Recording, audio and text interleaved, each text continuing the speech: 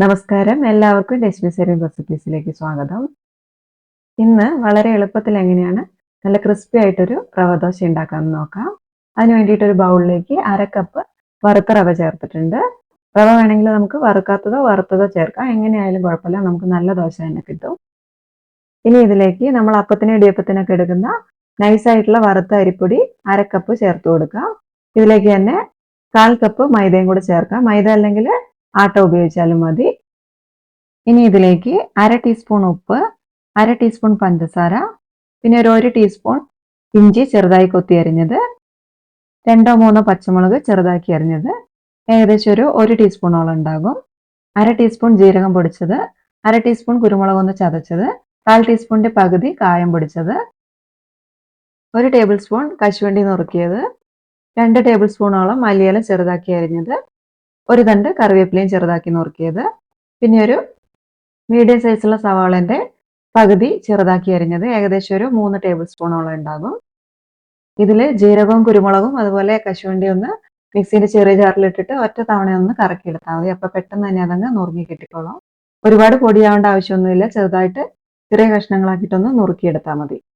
ഇനി ഇതെല്ലാം കൂടി ഒന്ന് മിക്സ് ചെയ്തതിന് ശേഷം വെള്ളം ഒഴിച്ചിട്ട് നമുക്ക് ലൂസായിട്ട് കലക്കിയെടുക്കാം. ആദ്യം ഒരു 1 കപ്പ് വെള്ളം ഒഴിച്ചിട്ടൊന്ന് കട്ടകളില്ലാതെ ഒന്ന് കലക്കിയെടുക്കാം. വീണ്ടും ഓരോ കപ്പ് വീതം വെള്ളം ഒഴിച്ചിട്ട് ലൂസാക്കിയിട്ടൊന്ന് കലക്കിയെടുക്കുക. ഞാനിപ്പോൾ 1 കപ്പ് വെള്ളം കൂടി ഒഴിച്ചിട്ടുണ്ട്. ഒന്നങ്ങ് മിക്സ് ചെയ്ത് കൊടുക്കാം. വീണ്ടും ഒരു 1 കപ്പ് വെള്ളം കൂടി ഒഴിച്ചു കൊടുക്കുന്നുണ്ട്. അങ്ങനെ മൊത്തം ഒരു 3 കപ്പ് വെള്ളം ഒഴിച്ചു കൊടുത്തിട്ടുണ്ട്. ഈ ഒരു പാകത്തിനാണ് റവ ദോശയ്ക്കുള്ള മാവ് വേണ്ടത്. അത്യാവശ്യം നല്ലോണം ലൂസാണ്. ഇത്രയും ലൂസ് മതി. വെള്ളം ഇത്രയും ഒഴിച്ചതുകൊണ്ട് നമ്മൾ ആദ്യം ചേർത്തിരുന്ന 1/2 ടീസ്പൂൺ ഉപ്പ് പോരാ, അതുകൊണ്ട് ഞാനൊരു 1/4 ടീസ്പൂൺ ഉപ്പും കൂടെ ചേർത്ത് കൊടുക്കുകയാണ്. നമ്മൾ വെള്ളം കൂടുതൽ ഒഴിക്കുമ്പോൾ അതിനനുസരിച്ച് ഉപ്പും കൂടെ ചേർത്ത് കൊടുക്കണം. അപ്പോൾ ഇത്രയേ ഉള്ളൂ, റവ ദോശയ്ക്കുള്ള മാവ് ഇവിടെ റെഡി ആയിട്ടുണ്ട്. ഇനി നമുക്ക് ഇപ്പം തന്നെ വേണമെങ്കിൽ ദോശ ഉണ്ടാക്കിയെടുക്കാം. അതല്ലെങ്കിൽ ഈ മാവ് ഒരു 15 മിനിറ്റോ അരമണിക്കൂറോ ഒക്കെ എടുത്തു വെച്ചതിന് ശേഷം ദോശ ഉണ്ടാക്കിയാലും മതി. കുറച്ച് നേരം വെക്കുമ്പോഴേക്കും പൊടികളൊക്കെ അടിയിലേക്ക് പോയിട്ട് നമ്മൾ ഒഴിച്ചിരിക്കുന്ന വെള്ളം മേലെ ഇങ്ങനെ തെളിഞ്ഞു കിടക്കും. അപ്പോൾ അതൊന്ന് കലക്കിയിട്ട് വേണം നമ്മൾ ദോശ ഉണ്ടാക്കാനായിട്ട്. നമ്മൾ സാധാരണ ദോശ ഉണ്ടാക്കുന്നത് പോലെ തവി വെച്ചിട്ട് പരത്തിയെടുക്കുകയല്ല ചെയ്യുന്നത്, കോരി ഒഴിക്കുകയാണ് ചെയ്യുന്നത്. അപ്പോൾ ദോശക്കല്ല് മുഴുവൻ ചുറ്റിച്ചൊഴിക്കുന്നതിന് വേണ്ടിയിട്ട് ഒരു തവി മാവ് തികയില്ല. അതുകൊണ്ട് നമുക്ക് ഒരു ഗ്ലാസ്സോ അതല്ലെങ്കിൽ ഇതുപോലൊരു ചെറിയ പാത്രം എടുക്കുകയാണെങ്കിൽ നല്ലതായിരിക്കും. പാത്രം ഇട്ടിട്ട് നല്ലോണം ഒന്ന് ഇളക്കിയതിന് ശേഷം നല്ല ചൂടായിരിക്കുന്ന പാനിലേക്ക് ഒഴിച്ചു കൊടുക്കാം. അതേപോലെ ഏത് തവ നമ്മൾ ഉപയോഗിച്ചിട്ടുണ്ടെങ്കിൽ ഇതിന് മുകളിലേക്ക് കുറച്ച് നെയ്യോ നല്ലെണ്ണയോ ഒന്ന് തടവി കൊടുക്കണം. മാവ് കോരി ഒഴിക്കുന്നതിന് മുൻപായിട്ട് ദോശത്തവ നല്ലോണം ഹൈ ഫ്ലെയിമിൽ വെച്ചിട്ട് ചൂടാക്കിയിരിക്കണം. ചൂടുള്ള തവയിലേക്ക് വേണം മാവ് ഒഴിച്ചു കൊടുക്കാൻ. ആദ്യം സൈഡിൽ കൂടെ വട്ടത്തിൽ പെട്ടെന്ന് ഒഴിച്ചു കൊടുക്കുക, എന്നിട്ട് നടുഭാഗത്തേക്ക് ഒഴിച്ചു കൊടുക്കുക. പിന്നെ ബാക്കിയുള്ള ഹോൾസ് ഒക്കെ മാവ് ഒഴിച്ചിട്ടൊന്ന് ഫില്ല് ചെയ്താൽ മതി.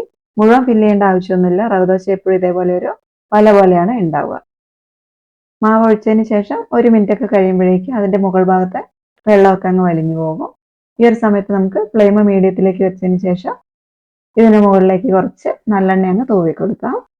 നല്ലെണ്ണ ഒഴിക്കുന്നതായിരിക്കും എപ്പോഴും നല്ലത്. ഇനി അതിൻ്റെ ടേസ്റ്റ് ഇഷ്ടമല്ലെങ്കിൽ നെയ്യോ അതല്ലെങ്കിൽ നമുക്ക് ഇഷ്ടപ്പെട്ട ഏത് എണ്ണ വേണമെങ്കിലും ഒഴിച്ചു കൊടുക്കാം.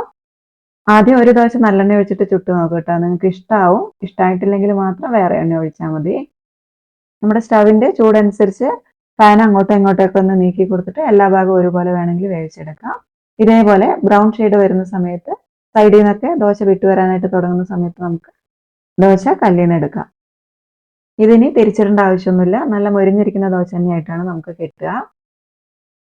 ഇതിൽ നമ്മൾ ഒഴിച്ചിരിക്കുന്ന വെള്ളത്തിന്റെ അളവ് കൂടുതലായതുകൊണ്ട് തന്നെ നമുക്ക് സാധാരണ ദോശ ഉണ്ടാക്കുന്ന പോലെ അത്രയും സ്പീഡിൽ ദോശ ഉണ്ടാക്കിയെടുക്കാൻ പറ്റില്ല.